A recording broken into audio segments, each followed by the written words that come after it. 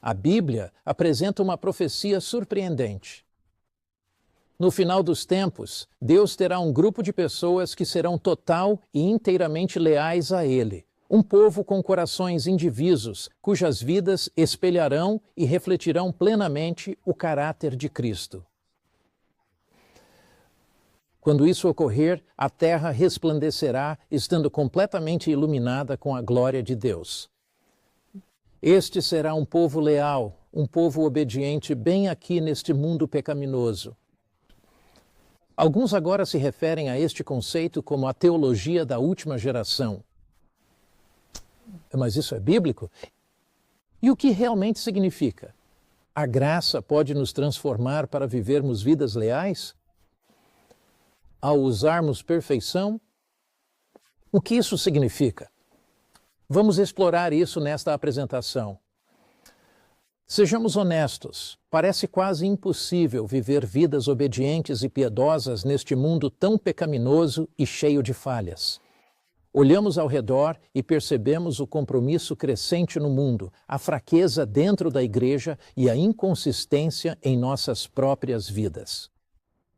Embora creiamos firmemente na graça de Deus, mas obediência completa, e então nos perguntamos: Jesus pode simplesmente perdoar nosso pecado, ou ele também pode nos livrar do pecado? E se ele pode, ele só pode nos livrar dos pecados mais grosseiros e maiores, ou pode nos livrar dos pecados de atitude e disposição? Em Apocalipse, capítulo 14, versículo 12, encontramos estas palavras. Apocalipse, o capítulo 14 e o versículo 12. E a Bíblia afirma: aqui reside a perseverança dos santos. Aqui estão aqueles que observam os mandamentos de Deus e que possuem a fé de Jesus. Desse modo, a questão não é se Deus terá um povo assim, mas sim de que forma esse povo será manifestado. E como lhe será dada a capacidade para que possam guardar os mandamentos de Deus de forma completa e verdadeira? Como isso se concretizará? Como pessoas imperfeitas como nós refletirão o caráter de Cristo? Como uma geração que foi criada na fraqueza consegue se tornar uma geração que caminha em vitória? Para responder a isso, gostaria de lhes contar uma história. Há muitos anos, existia um escultor que estava a trabalhar um bloco de pedra, cinzelando-o. Enquanto ele trabalhava naquele bloco de pedra, alguém lhe perguntou: como você consegue esculpir imagens tão realistas de algo tão bruto como este bloco? É simples, respondeu o escultor. Eu apenas removo tudo o que não se parece com a figura que desejo expor. A beleza estava oculta na pedra, e sua tarefa era libertá-la, fazendo-a surgir em sua plenitude. A beleza em cada um de nós ao nos aproximarmos de Cristo, e é exatamente isso que Deus está realizando hoje. Ele está nos esculpindo, Ele está paciente e amorosamente, e às vezes dolorosamente, retirando tudo o que não se parece com Jesus. Cada provação, cada dificuldade, cada desilusão, todo vale que atravessamos, toda montanha que escalamos, tudo faz parte desta divina obra-prima. E o milagre é que Ele não está moldando só uma pessoa. Ele está moldando um povo. Uma geração do fim dos tempos, uma geração que se manterá fiel mesmo quando o mundo estiver desmoronando. Lembrem-se, Apocalipse 14, 12 diz: aqui está a perseverança dos santos, os que guardam os mandamentos de Deus e têm a fé de Jesus. Não diz os que tentam guardar os mandamentos de Deus, nem os que gostariam de poder guardá-los. Não declara: aqui estão aqueles que almejam guardar os mandamentos de Deus. E observe, não afirma: aqui reside a perfeição dos santos. Mas sim, aqui se encontra a paciência dos santos. A geração final se manterá calma, mesmo em meio ao caos mundial. A geração final será fiel quando outros se comprometem ao seu redor. A última geração será leal, mesmo que essa lealdade lhes custe completamente tudo. Eles guardam os mandamentos de Deus, pois possuem a fé de Jesus. Que fé é essa? É um compromisso com Jesus tão forte que nada pode quebrá-lo. É a fé de Cristo residindo plenamente no coração que opera a transformação da vida. Quando Jesus pendia na cruz do Calvário, suportando os pecados de toda a humanidade, e exclamou: Pai, em tuas mãos entrego o meu espírito. Essa é a verdadeira fé de Jesus. Uma fé inabalável que confia mesmo sem conseguir ver, uma fé tão profunda e completamente dedicada que a fé de Jesus, que o Espírito Santo implanta em nossos corações, nos capacita a ser vitoriosos e verdadeiros vencedores. Eles confiam que Jesus fará por eles o que por si jamais poderiam. Eles dependem de sua graça perdoadora, capacitadora e transformadora de vida. Alguns indagam: mas não seria isso legalismo? Eles dizem: Pastor, essa noção de um povo do fim dos tempos, uma geração final que espelha o caráter de Cristo, parece que estamos querendo ganhar a salvação. Isso é só legalismo. Não, amigos. O legalismo diz: se obedeço a Deus, Ele me ama. O Evangelho proclama: visto que Deus me ama, decido obedecer. O legalismo, por outro lado, age buscando aprovação. A fé age a partir da aprovação. A obediência não representa o preço da salvação. É a prova da nossa salvação. No entanto, não é a raiz da fé. É o fruto da fé. Quando você ama alguém, a obediência se torna uma alegria. A última geração de pessoas não obedece com o intuito de ser salva. Eles obedecem porque são salvos. Deixe-me perguntar: o que realmente impulsiona a sua obediência? É o medo da punição que nos move ou é o amor profundo e sincero pela pessoa de Jesus Cristo? Porque apenas um desses nos guiará através de tudo. A crise final. O medo não nos ajudará na crise final. Cerrar os punhos e ranger os dentes, tentar obedecer a Deus não nos fará passar pela crise final. O que nos ajudará a superar a crise final é um amor tão profundo por Jesus que respondemos aos seus mandamentos através do poder da graça e vivemos vidas obedientes. O Evangelho não diz para se esforçar mais. Ele diz confiar mais profundamente. Certa vez, num seminário de profecia, um homem me disse: Pastor, me esforcei tanto para obedecer, mas sigo falhando. Eu continuo caindo nos mesmos pecados repetidamente. E eu disse: tentais fazer a obra de Deus sem o seu poder. Você está tentando obedecer em sua própria força. Você não vence o pecado se esforçando mais. Você vence o pecado confiando mais profundamente. Para muitos, esta é uma revelação transformadora de vida. Quando eu entendo que Cristo me conduz a si mesmo e ao optar por submeter minha vida a Ele e me comprometer a resistir ao poder do adversário, Ele me concederá a força que me capacitará a realizar tal intento. Filipenses 4,13 diz: tudo posso naquele que me fortalece. Quantas coisas? Quantas coisas posso fazer? Todas por quem? Pela minha força? Pela minha vontade? Porque eu quero? Eu posso todas as coisas por meio de Cristo que me fortalece. A vitória se inicia não quando você age mais para Deus, mas quando você permite a Deus fazer mais. Veja, há alguns anos, no livro Parábolas de Jesus, na página 69, eu li esta declaração: quando o caráter de Cristo for perfeitamente reproduzido em seu povo, então ele virá para reclamá-los como seus. No entanto, muitas pessoas interpretaram mal essa afirmação. Elas pensam que isso significa que devemos alcançar algum tipo de perfeição sem pecado antes que Jesus possa voltar. Mas aí você pergunta: o que é essa perfeição sem pecado? É a profundidade do amor que Deus tem? Será a amplitude do amor que Ele possui? O que significa refletir o caráter de Cristo? O que isso significa? Acredito que esta declaração é uma promessa, não um padrão de desempenho. É uma promessa do que Deus realizará por intermédio e para seu povo antes que o tempo se finde, que compreenderão o poder do amor, serão transformados pela sua graça, e o resultado disso não se limita ao perdão do pecado, mas também se manifesta na capacitação de um povo que externará o amor, a pureza, a humildade e a compaixão de Cristo em sua própria esfera de atuação. E o amor dele será reproduzido em seu povo. O mundo testemunhará uma demonstração viva do Evangelho. Não se trata, contudo, de atingir algum tipo de perfeição. Trata-se de refletir Jesus pela graça através do seu poder, refletindo o seu amor. Isso significa que seremos sem pecado? O que isso significa? Seremos sem pecado na natureza?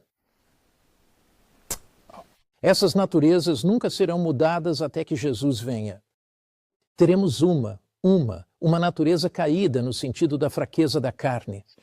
Observem em 1 Coríntios capítulo 15. Ao abordarmos uma natureza sem pecado, o que de fato pretendemos significar? A fraqueza da nossa carne é evidente. Observe como o apóstolo Paulo expressa essa verdade em sua epístola na primeira carta aos Coríntios, capítulo 15.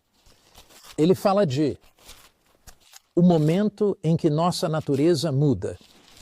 Em 1 Coríntios, capítulo 15, versículo 51, diz assim: Eis que vos revelo um mistério. Nem todos dormiremos, mudados num piscar de olhos, à última trombeta. A trombeta soará e os mortos ressuscitarão incorruptíveis. Seremos transformados, pois o corruptível deve revestir-se de incorruptibilidade. E o mortal deve revestir-se de imortalidade. Assim, ao o corruptível e o mortal vestirem incorruptibilidade e imortalidade, a palavra a morte é tragada pela vitória, se cumprirá. Ó morte, onde está o aguilhão? Ó inferno, onde a vitória? O aguilhão da morte é o pecado, e a força do pecado Todavia, é a graças lei. A Deus que nos concede a vitória por meio de nosso Senhor Jesus Cristo. Assim temos naturezas caídas. O coração é enganoso e perverso. Jeremias 17, 9. Nossas naturezas não são mudadas até que Jesus venha. Contudo, ao aceitarmos a Cristo, recebemos a bênção divina de Deus em nossas vidas. O Espírito Santo entra em nossas vidas. Segundo Coríntios 5,17, se alguém está em Cristo, nova criatura é. Deus, assim, cria em nós um novo coração. Ezequiel 36 e 37. Deus nos dá um novo coração. Nós possuímos novos anseios e também novos desejos.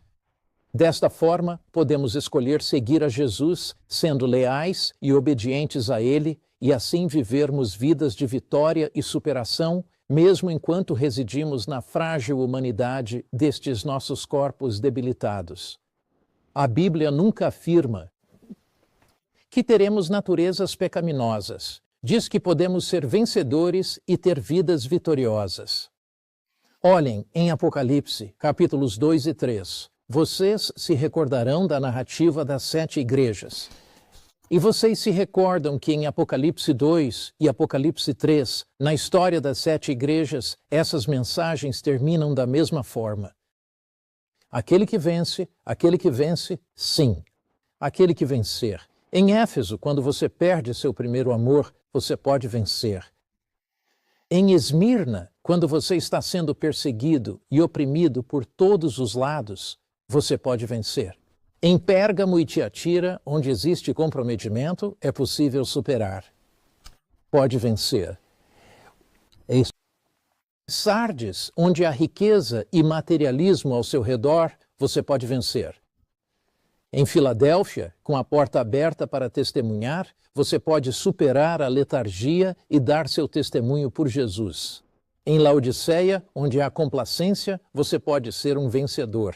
Vejam, o que Apocalipse 2 e 3 nos revelam é isto. Em qualquer situação em que você se encontre, seja em meio à perseguição, ou quando o comprometimento e a dificuldade o cercam por todos os lados, a mensagem de Jesus às igrejas é clara. Por meio da minha graça e do meu poder, vocês podem ser vitoriosos e superar tudo. Como um refrão que ecoa, isso se repete várias e várias vezes. Teremos natureza caída até a glorificação. Mas o Espírito Santo muda nossos corações para que a lealdade esteja completamente com Cristo. Imaginem um espelho. Se um espelho estiver coberto de pó, a imagem ficará borrada e não conseguirão ver o reflexo. Mas quando é limpa, a imagem brilha de forma intensa e clara. Essa é a obra do Espírito, apagando o orgulho, apagando o medo, apagando a luxúria, apagando o egoísmo, até que a luz de Cristo brilhe através. A luz de Cristo brilha através. O objetivo não é que o espelho seja impressionante, mas sim tornar a imagem visível. E este é o objetivo do Evangelho, tornar a imagem de Cristo visível em nós de forma clara. Um fazendeiro disse uma vez: "Você não faz as plantas crescerem puxando e puxando-as." Ele afirmou: "Você apenas rega e alimenta a planta, dá luz a ela e o crescimento ocorre de forma natural." E é exatamente isso que acontece conosco também, amigos. Quando contemplamos a Cristo, permanecemos conectados a Jesus e o fruto vai aparecer. João 15, verso 5 descreve assim: Jesus, em João 15, verso 5, afirma: "Eu sou a videira e vós sois os ramos. Aquele que permanece em mim e eu nele produz muito fruto." A verdadeira essência do crescimento espiritual não reside em uma tentativa mais intensa, mas sim em uma permanência mais duradoura. Pergunte a si mesmo: quando as pessoas me veem sob pressão, elas veem paciência? Quando sou maltratado, elas veem a bondade de Cristo? Quando sou incompreendido, elas sentem a compaixão dele? O mundo não está simplesmente esperando por mais sermões, por mais importante que seja a palavra de Deus pregada. Ele está esperando por mais sermões vivos. E esse sermão, meu amigo, é você mesmo. Onde podemos encontrar essa força para a transformação de vida? Encontramo-lo ao refletirmos sobre Jesus. Na segunda epístola aos Coríntios, capítulo 3, versículo 18, a Bíblia se refere a isso da seguinte forma. 2 Coríntios, capítulo 3, versículo 18, nos diz: "E todos nós, com o rosto desvendado, refletindo como em um espelho a glória do Senhor, somos transformados na mesma imagem." Essa transformação não provém da nossa força de vontade. Ela provém do poder divino de Deus. Não surge apenas de um esforço maior de nossa parte. Isso ocorre ao nos aproximarmos mais. É a lei da mente que a mente se adapta gradativamente aos temas nos quais ela permite que sua atenção se concentre. Você se torna o que você contempla. Se focar nos problemas, ficará ansioso. Se você se concentrar em seu pecado, ficará desanimado. Se você se detiver em suas fraquezas e crer que nunca poderá superar um pecado persistente, não o superará. Mas se você se concentrar em Cristo, você se tornará como Ele dia após dia. Somos moldados por aquilo que contemplamos. Você, por acaso, já avistou um girassol? Aqui no nosso jardim, tivemos uns girassóis, e eu tive a chance de passar por eles dia após dia enquanto me dirigia ao estúdio. E esses girassóis, eles não se esforçam nem gemem para se virar para o sol. Eles simplesmente reagem à luz do sol. E vi esses girassóis, enquanto cresciam, virarem-se e responderem à luz do sol. A vida cristã funciona da mesma maneira. A vitória não é sobre se esforçar, é sobre se voltar. Volte seu rosto para Jesus toda manhã. A luz dele mudará sua vida. Não há nada que nos transforme mais profundamente do que contemplar Jesus. Passar tempo contemplando e meditando em sua palavra. Certa vez, um conhecido evangelista foi questionado: qual é o segredo de sua força espiritual? E sua resposta foi simplesmente esta: todas as manhãs, antes de me encontrar com o mundo, eu me encontro com Jesus, até que meu coração esteja aquecido com seu amor e minha mente esteja cheia de sua palavra. Amigos, se o diabo não pode levá-lo a pecar, ele o deixará ocupado. tão ocupado que não estuda a palavra, tão ocupado que não passa tempo na presença de Jesus, ajoelhado toda manhã. Uma igreja com a atenção dividida jamais será uma igreja verdadeiramente transformada. Permaneça na palavra de Deus. Permaneça na presença de Jesus. Permaneça em seu amor. Esse é o poder da reflexão. Apocalipse, capítulo 18, versículo 1, nos diz que um dia a terra se encherá da glória de Deus. O que é a glória de Deus? Conforme Êxodo 33, é o seu caráter. Ouça, depois destas coisas, vi descer do céu outro anjo que tinha grande autoridade, e a terra foi iluminada com a sua glória. A terra ficará iluminada com a glória de Deus, conforme predito. Abacuque, capítulo 2, versículo 14, diz: pois a terra se encherá do conhecimento da glória do Senhor, a terra.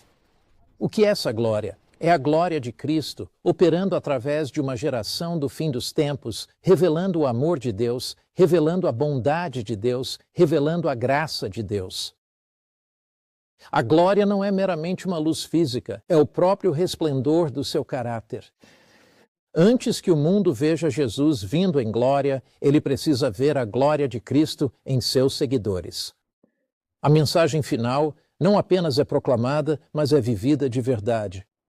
Deus não busca meramente indivíduos que enalteçam ou celebrem sua bondade.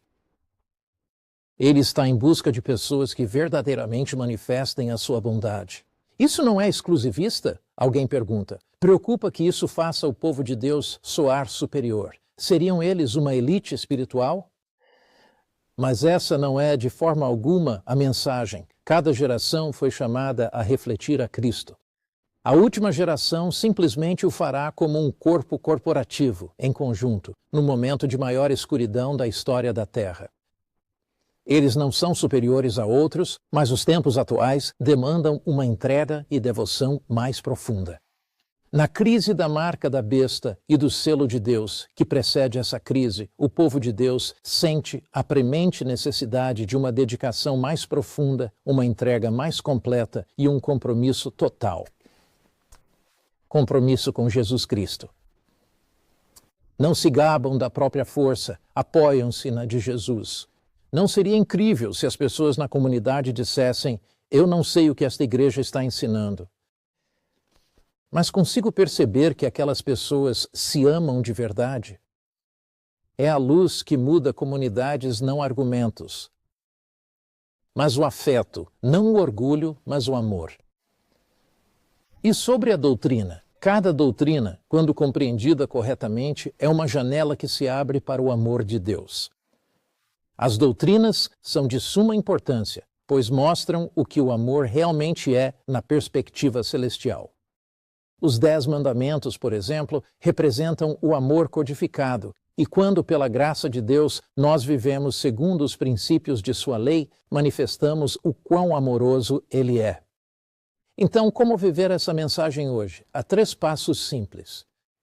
Em primeiro lugar, contemple Jesus todos os dias. Inicie sua manhã não com seu celular, mas sim com a palavra de Deus.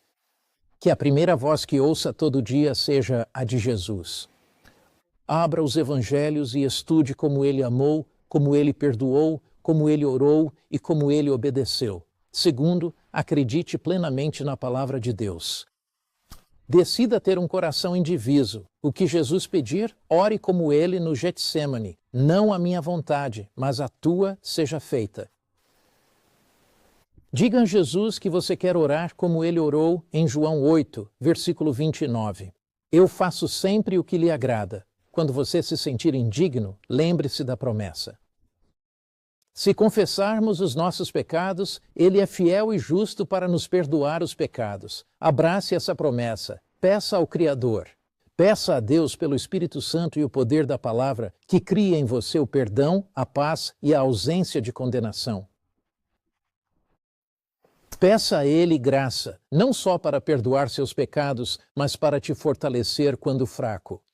Apegue-se a esta promessa em 2 Coríntios 12, 9.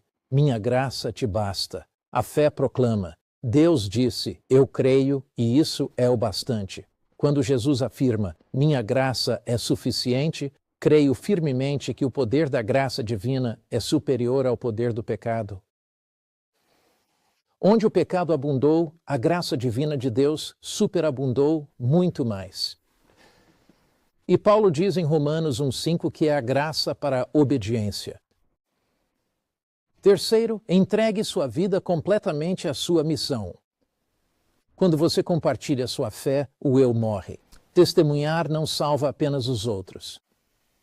Ao darmos testemunho no poder do Espírito, Deus opera em nossa vida para fazer o egoísmo morrer de fome, e o ato de testemunhar é parte essencial do seu processo de santificação. Nós oramos, estudamos a sua palavra, compartilhamos a sua graça com os outros e crescemos em Cristo. Contemple-o diariamente, creia totalmente e entregue-se à sua missão. É dessa forma que Deus completa sua obra em seu povo. Meus amigos, a geração final não constitui um grupo de superestrelas espirituais, mas sim pessoas comuns. São homens e mulheres exatamente como você e eu. Pecadores salvos pela graça, pecadores moldados pela misericórdia, pecadores transformados pelo amor. Eles simplesmente permitiram que o cinzel do escultor fizesse sua obra. O cinzelar, por vezes, causa dor, mas lembre-se bem, o mestre jamais desperdiça um único golpe do cinzel. Talvez você sinta o martelo de Deus agora. Talvez tenha sido por meio de provações, talvez por perdas, talvez por desânimo. Ele não está te punindo, ele está te polindo. Você gostaria de dizer hoje, Senhor, faça de mim um daqueles que refletem plenamente sua imagem? Retira de minha vida tudo o que impede que a sua imagem seja vista com clareza. Brilhe por meu intermédio para que os outros possam então te ver, Senhor. Se esse é o seu desejo, você diria apenas, sim, Senhor, onde quer que esteja agora. Em breve um dia, Cristo retornará e a glória de Jesus preencherá os céus, inundando-os. E ao olhar por toda a terra, ele verá, na maior dificuldade terrestre, no tempo das maiores provações da vida, nos momentos mais sombrios da existência, ele verá um povo cujos semblantes reluzem por terem refletido sua graça, por terem vivido vidas piedosas e obedientes e por terem revelado seu amor diante de um mundo expectante e de um universo atento. Ele os contemplará e dirá, esta é a minha obra-prima da graça manifestada em um mundo pecaminoso, e então a terra será totalmente iluminada com a glória de Deus. Se você desejar dizer, Jesus, eu não consigo, mas tu consegues. Eu sou fraco, mas tu és forte. Eu sou frágil, mas tu és todo-poderoso. Eu sou ignorante, mas tu és sábio. Eu sou pecador, mas tu és o único totalmente justo. Então cobre-me com a tua justiça, transforma-me pela tua graça e ajuda-me a viver uma vida piedosa pela tua graça e poder. Se esse é o seu desejo, ore comigo. Pai Celestial, escutamos o chamado de Jesus Cristo. O chamado para viver vidas piedosas. O chamado para vidas com corações indivisos, vidas de lealdade completa a Ti. Meu Pai, vem ao render nossas vidas a Ti. Enche-nos com Teu amor, transforma-nos com Teu poder e que possamos revelar plenamente o caráter de Cristo ao mundo, em nome de Jesus. Amém.